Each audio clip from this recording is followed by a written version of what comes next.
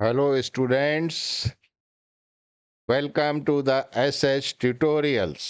आप सबका SH tutorials में स्वागत है, वेलकम है। आज हम लोग फिर स्टडी करेंगे नॉर्टन्स थ्योरम। इससे पहले हम लोग superposition theorem, Thevenin's theorem study कर चुके हैं। अब हम लोग स्टडी करने जा रहे हैं Norton's theorem for AC network.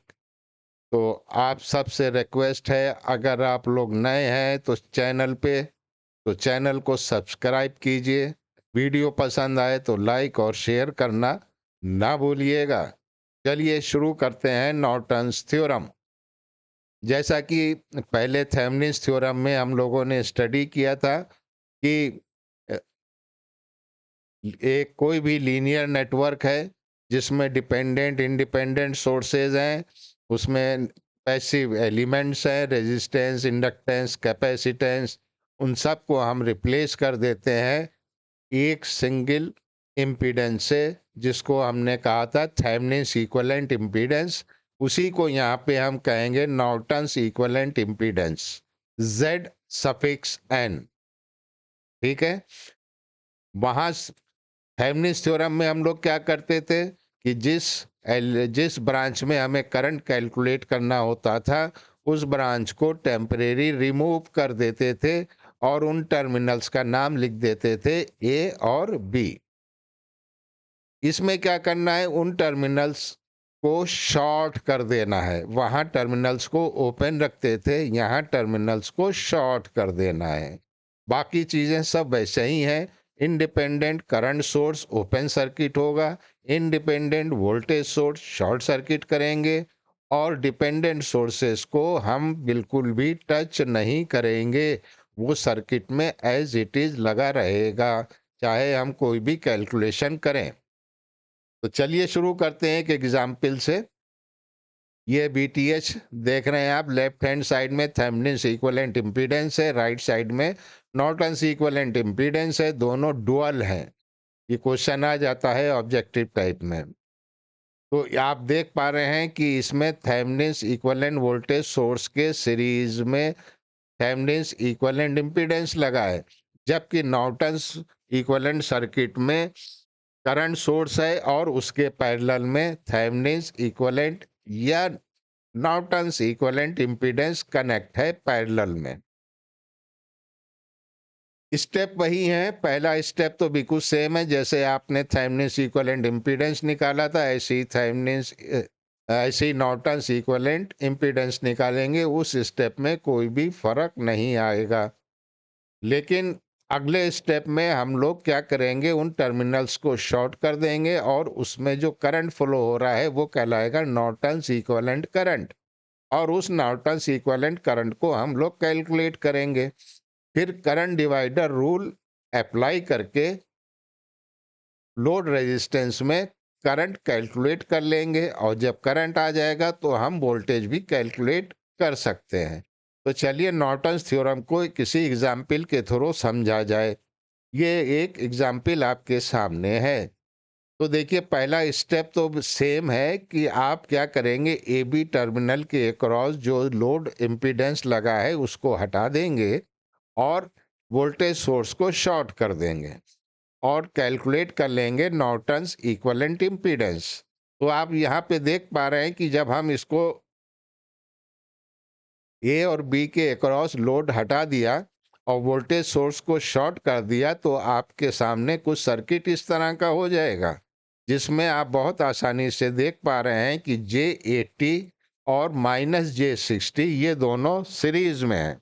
ये दोनों लोग सीरीज में हैं, ये वाला और ये वाला, ये दोनों सीरीज में है, और इनका कॉम्बिनेशन जो है 40 ओम के साथ पैरेलल में है। ठीक। तो Zn हमारा आ जाएगा, Zn हमारा आ जाएगा। तो ये कितना होगा, प्रोडक्ट कौन सम।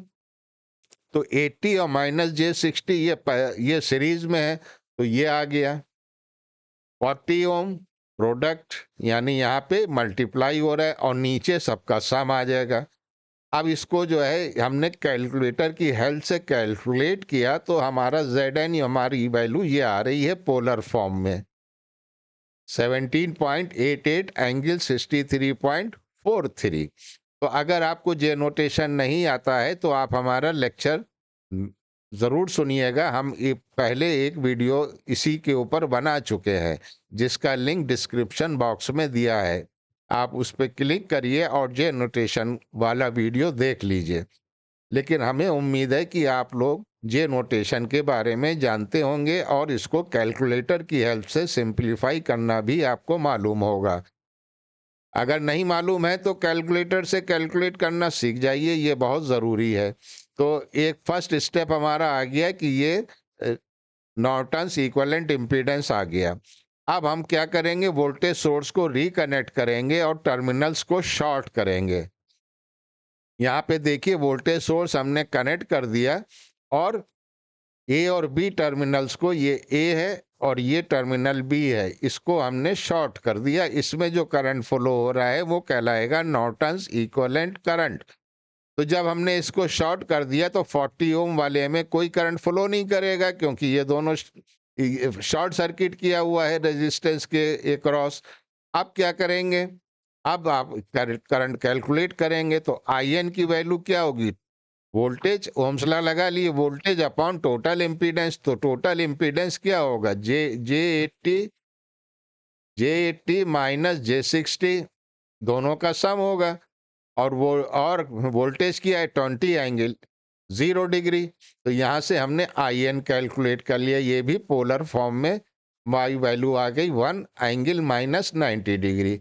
बस अब आपको क्या करना है, एक करंट सोर्स को कनेक्ट करना है और नॉर्टन्स इक्विवेलेंट इम्पीडेंस को करंट सोर्स के पैरेलल में कनेक्ट कर देना है। तो ZN की वैल्यू आप निकाल चुके हैं, IN की वैल्यू निकाल चुके हैं, वैल्यू पुट कर दिए, ये कहलाएगा नॉर्टन्स इक्विवेलेंट नेटवर्क। बहुत सिंपल है।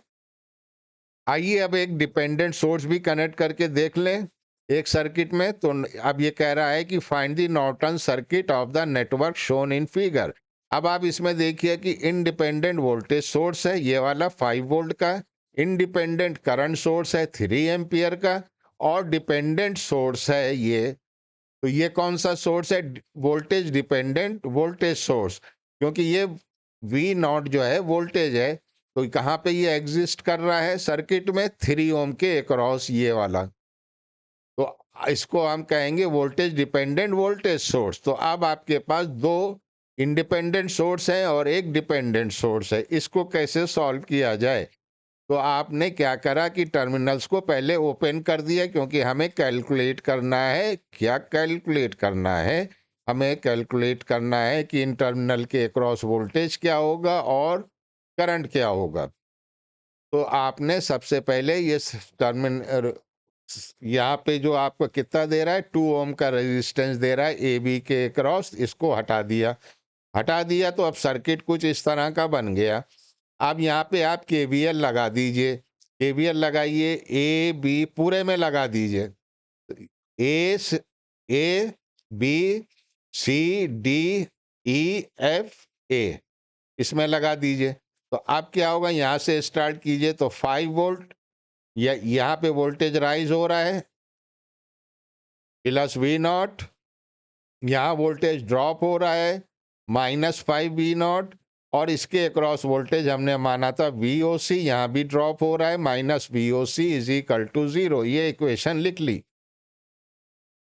ठीक है। अब इसको आपने यहाँ पे देखा, ये सिंप्लीफाई किया तो ये इक्वेशन आ गई, यानी VOC की वैल्यू ये आ गई। लेकिन V0 किसके बराबर है, V0 किसके बराबर है, तो देखिए चूंकि ये टर्मिनल्स A और B ओपन है तो इधर तो करंट जाएगा नहीं, ये 3 एम्पियर करंट जो है ये इस डायरेक्शन में तो जाएगा नहीं, तो ये किधर जाएगा, ये इधर जाएगा। इस ब्रांच में तो करंट फ्लो होगा ही नहीं, इस ब्रांच में तो करंट फ्लो नहीं होगा। तो वोल्ट V0 किसके बराबर होगा, ये 3 ओम इंटू 3 यानी 9 वोल्ट, ये आ गया। बस अब V0 की जगह आपने वैल्यू पुट कर दी 9, और आपके पास VOC आ गया -31 वोल्ट। चलिए अब क्या करेंगे, अब टर्मिनल्स को शॉर्ट करेंगे। अब टर्मिनल्स को आपने शॉर्ट कर दिया, इसमें जो करंट फ्लो हो रहा है वो IN फ्लो हो रहा है। देखिए डिपेंडेंट सोर्स को हटाया नहीं है सर्किट में, ठीक है ना। फिर वही क्या, KVL लगा दिया पूरे मैश में। ए से बी में गए, बी से सी पे आए, सी से डी पे आए, डी से ई से एफ, एफ से ए, वही इक्वेशन लिख दी। तो देखिए यहाँ पे ये वोल्टेज राइज हो रहा है, तो ये हो गया 5 वोल्ट। यहाँ पे वोल्टेज राइज हो रहा है प्लस V0, ठीक, क्लियर है ना, कोई डाउट तो नहीं है। -5V0 इज इक्वल टू 0, देखिए ये इक्वेशन आ गई। अब इसको सिंप्लीफाई किया तो ये इक्वेशन आ गई, और यहां से वैल्यू निकाल ली V0 की, तो ये V0 आ गया 1.25 वोल्ट। अब यहाँ पे F पॉइंट के ऊपर आपने KCL लगा दिया, ये F जो है यहाँ KCL लगाइए। तो यहाँ पे टोटल करंट कितनी फ्लो हो रही, इनकमिंग करंट क्या है 3, और आउटगोइंग करंट क्या है I और IN। तो KCL क्या हुआ, I plus IN is equal to 3, ठीक। अब IN तो ऐसे ही रहेगा, 3 ऐसे ही रहेगा, स्मॉल I की वैल्यू क्या होगी, ये वोल्टेज V0/3, तो V0/3, ये I इसके थ्रू फ्लो हो रहा है, यहाँ पे ओम्स लॉ लगा दिया। तो यहाँ पे V0/3 plus IN is equal to 3, और V0 की वैल्यू आपने क्या निकाली 1.25, यहाँ वैल्यू पुट कीजिए 1.25, IN की वैल्यू ये आ गई। अब आपके पास IN की वैल्यू आ गई, अभी ZN नहीं आया है, तो आप ZN क्या करेंगे, VOC/IN। VOC आप पहले निकाल चुके हैं -31, IN की वैल्यू ये निकालिए, ये आ गया 12, ये आ गया 12 ओम, क्लियर। बस अब सर्किट को आप ड्रॉ कर दीजिए। तो IN Norton's equivalent current parallel में है किसके, नॉर्टन्स इक्विवेलेंट इंपीडेंस के, और जो आपने रेजिस्टेंस रिमूव किया था टेम्परेरी, उसको रिकनेक्ट कर दिया। तो अब आपके पास ये वैल्यू आ गई। लेकिन अगर वो ये कहे ये सर्किट आ गया, अगर वो कहे कि इस ब्रांच में करंट भी बताइए भाई, तो करंट भी निकल आएगी। कैसे, current divider rule, IL is equal to IN, numerator में क्या लिखेंगे 12 लिखेंगे, डिनोमिनेटर में क्या लिखेंगे 12 + 2। तो IN की वैल्यू क्या है 2.58, ये कितना आया 12/14। अब ये कैलकुलेशन हम आपके ऊपर छोड़ते हैं, आप इसको कैलकुलेट कीजिए तो आपके पास लोड करंट आ जाएगा। अगर वोल्टेज निकालना है तो बहुत आसान है, तो वोल्टेज क्या होगा IL इंटू 2, तो IL की वैल्यू यहाँ से आ जाएगी, 2 से मल्टीप्लाई कीजिए तो वोल्टेज आ जाएगा अक्रॉस 2 ओम रजिस्टर। तो उम्मीद है कि आपको वीडियो पसंद आया होगा। अगर वीडियो पसंद आया तो लाइक और शेयर करना ना भूले, चैनल को सब्सक्राइब कीजिए। अगर कोई भी डाउट है तो कमेंट बॉक्स में ज़रूर लिखिए, हम आपके सारी क्वेरीज का रिप्लाई करेंगे। Thank you very much for watching this video. मिलते हैं नेक्स्ट वीडियो में, तब तक के लिए गुड बाय।